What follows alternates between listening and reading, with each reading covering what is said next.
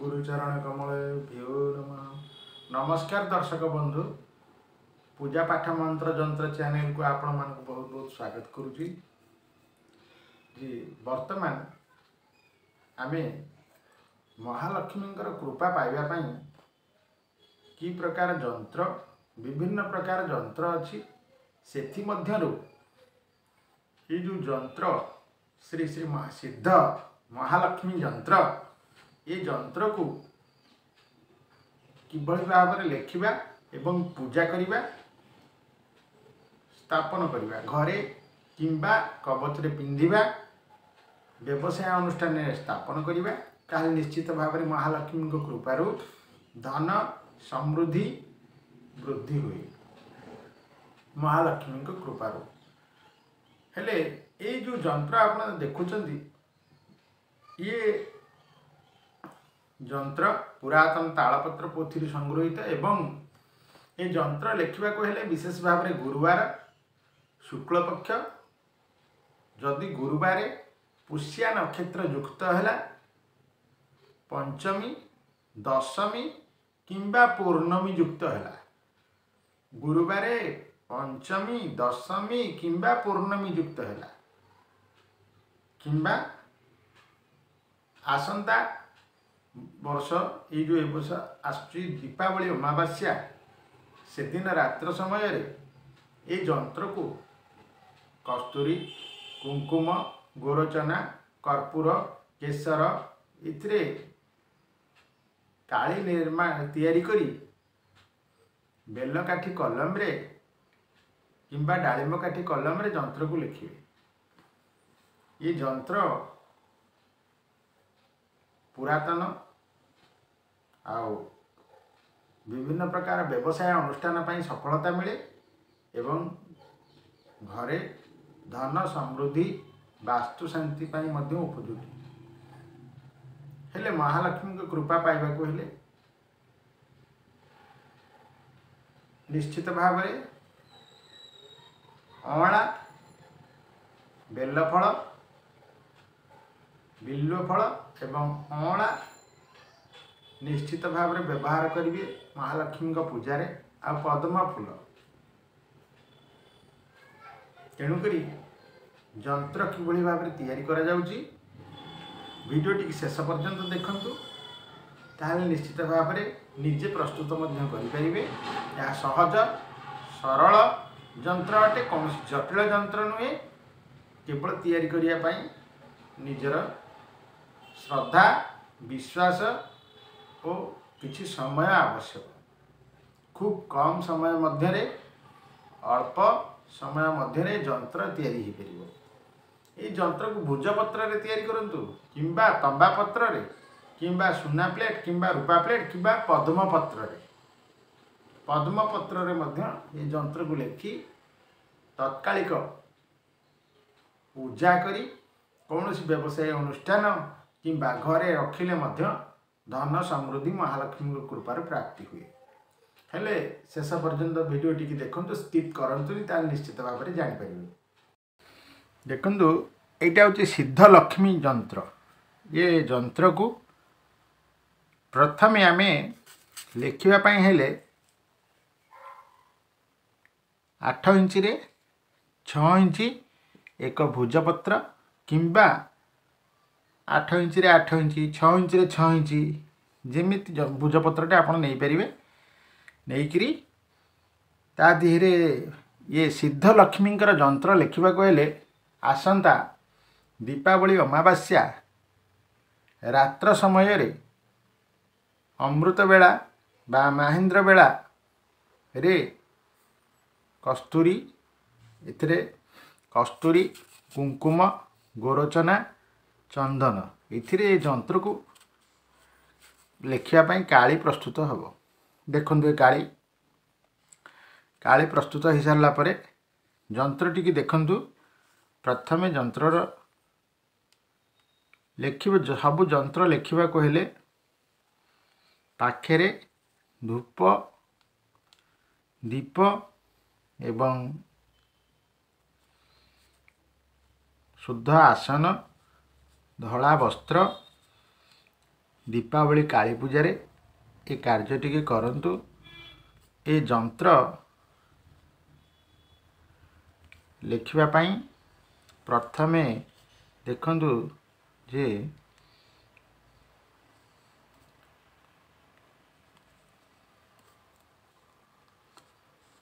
प्रथमे एक आयत क्षेत्र जेहेतु जंत्र लिखिबा पई मु प्रथमे पेंसिल रे ए जंत्रटी की मु लिखिछि। ता उपरे रक्तचंदन कुंकुम गोरोचना एभली भाव में डालिंब काठी कलम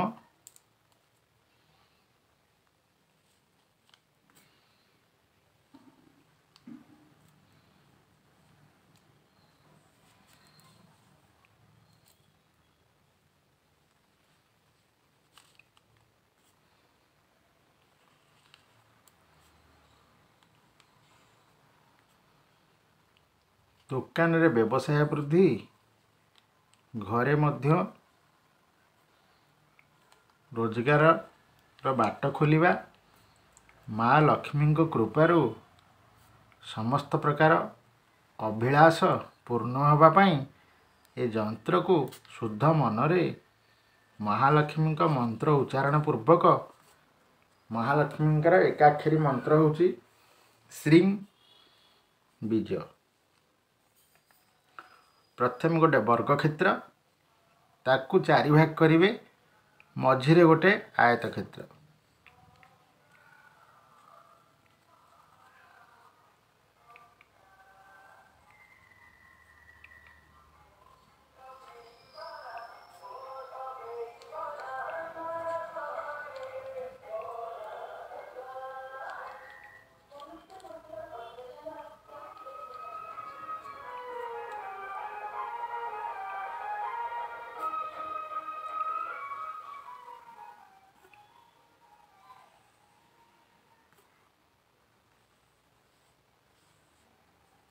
देखंतु ए जंत्र वर्तमान लेखा हो गला किंतु ता धीरे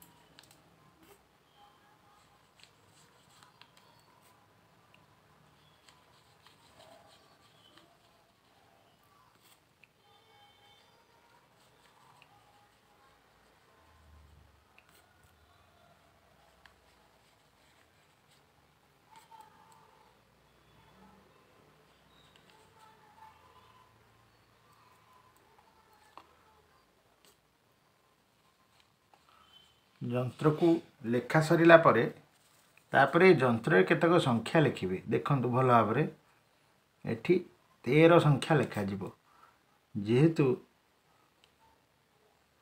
13 एक मध्य शुभ संख्या एपटे 6 एपटे 10 मझिरे 7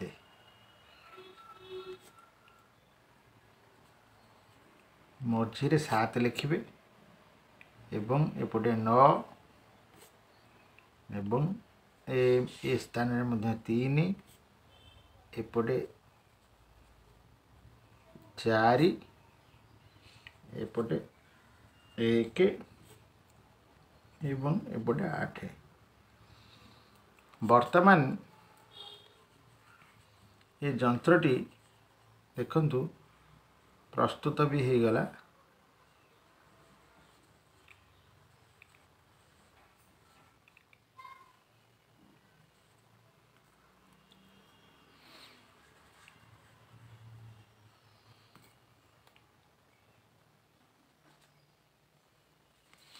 ये जंत्रटी प्रस्तुत हो गला। ये हूँ सिद्ध लक्ष्मींकर जंत्र। इठी महालक्ष्मींकर एकाक्षरी मंत्र टी लिखिए। महालक्ष्मींकर एकाक्षरी मंत्र श्री एठी दीर्घ ही देवे एवं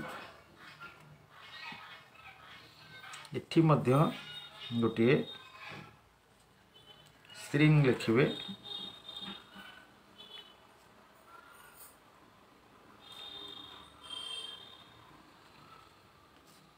ये हूँ महालक्ष्मींकर एकाक्षरी मंत्र।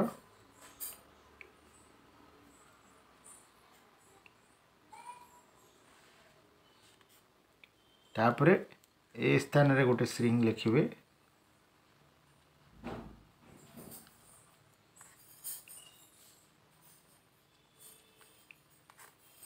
यह एक पुरातन शास्त्रु तालपत्र पोथी संगृहित यह अति गुप्त यंत्र जहाँकि दीपावली मध्यरात्र रे लिखा जीव। आ दीपावली रात्र होची महालक्ष्मी पूजा पाई प्रशस्त अटे। ये जंत्र सांगे सांगे लिखि सांगे सांगे प्राण प्रतिष्ठा करी देखंतु ये जंत्र संपूर्ण प्रस्तुत हो गला। तापरे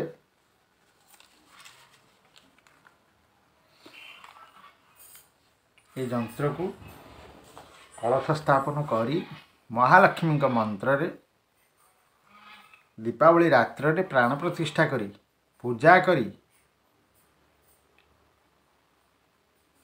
ताको व्यवसाय अनुष्ठान रे हेउ किंबा सुनार डेंगुरिया बा सुनार ताबिज रे मध्य धारण करी हेबो।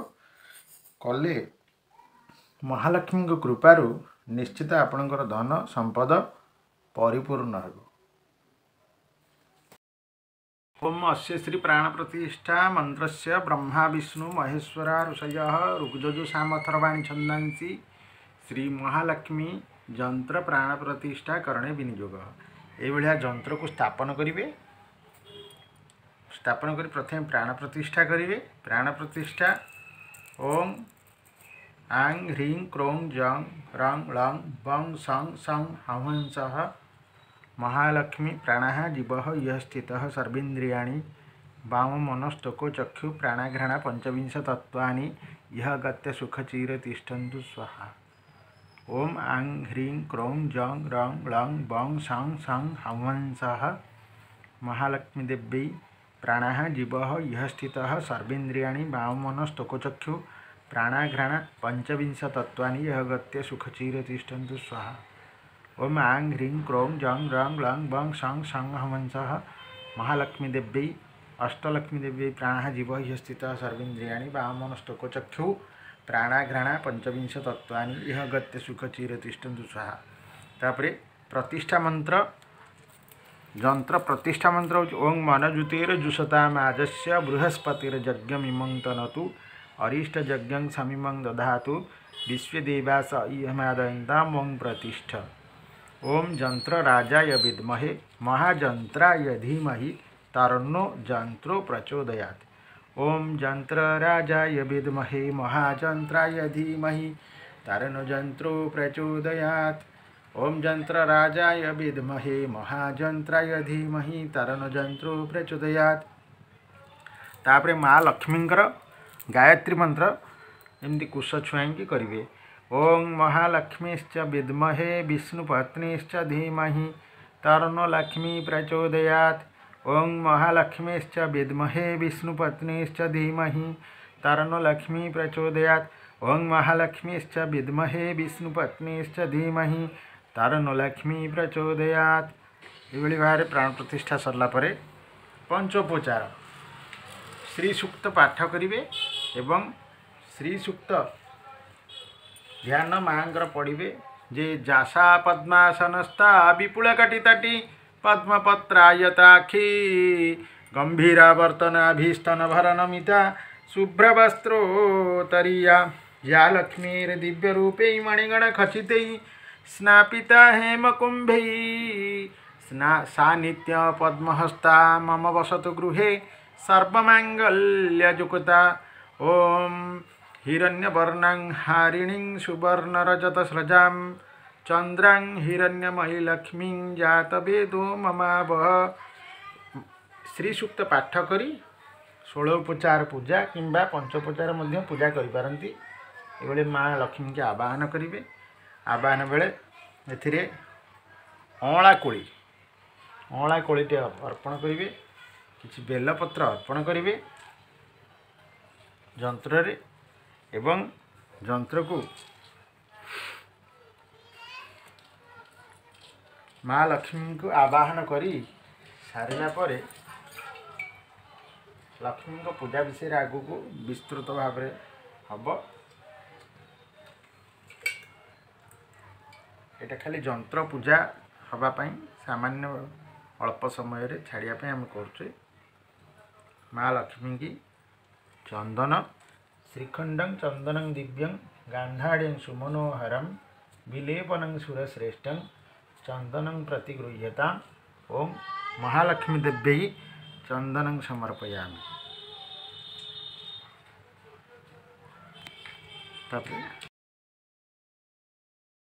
ओम गंधद्वारा दुराधर्षा नित्यपुष्टां करिषिणीं ईश्वरीं सर्वभूतानां त्वामिहोपहोये श्रियम्।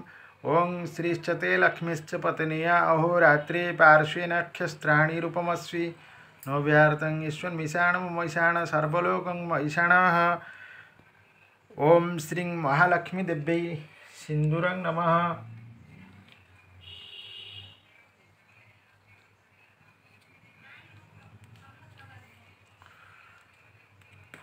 ओं महालक्ष्मीश्च विद्महे विष्णुपत्नीश्च धीमहि तन्नो लक्ष्मी प्रचोदयात्।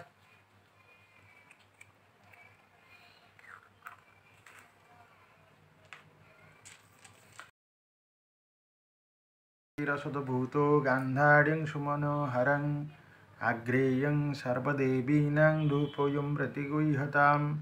ओं जंत्रराजाय विद्महे महाजंत्राय धीमहि तन्नो जंत्रो प्रचोदयात्। ओं श्री महालक्ष्मीश्च विद्महे विष्णुपत्नीश्च धीमहि तन्नो लक्ष्मी प्रचोदयात्। तापर धूप पर दीप ओम सुप्रकाश महादीप महान्धतिमिराप सर्वाभ्यंतरज्योति दीपोऽयं प्रतिगृह्यताम्। ओं श्री महालक्ष्मी देव्यै सदीपं स्वाहा। महालक्ष्मीश्च विद्महे विष्णुपत्नीश्च धीमहि तन्नो लक्ष्मी प्रचोदयात्। तापरे यथा नैवेद्य किछि करिवे। नैवेद्य अर्थात भोग।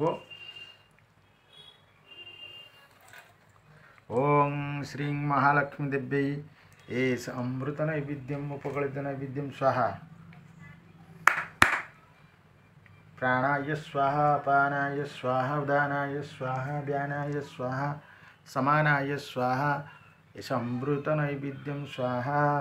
तापरे महालक्ष्मी नैवेद्य सरला परे माँकर स्तुति अन्नपूर्णा स्तुति हो बा महालक्ष्मी स्तुति महालक्ष्मी द्वादश नाम अष्टोत्तर शतनाम बा सहस्र नाम दीपावली रात्र रे पाठ करी ये जंत्र को घरे स्थापन करंतु किंबा डेउरिया बा कवचरे धारण करंतु। निश्चित भाव में रोजगार व्यवसाय वृद्धि घरे धन समृद्धि ये सबू लाभ हेबो। आगु को ये गुप्त और बहुत सिद्ध जंत्र सब प्रस्तुत हो छड़ा जो दर्शक माने सब्सक्राइब करि नाहंती अनुरोध से सब्सक्राइब टे करंतु लाइक करंतु शेयर करंतु आपण मानकर जो प्रश्न अच्छी ता कमेंट बॉक्स रे लिखि जणांतु तापर नुआ वीडियो करी मु उपस्थापन करी। रहुची। ओम महालक्ष्मी देव्यै नमः।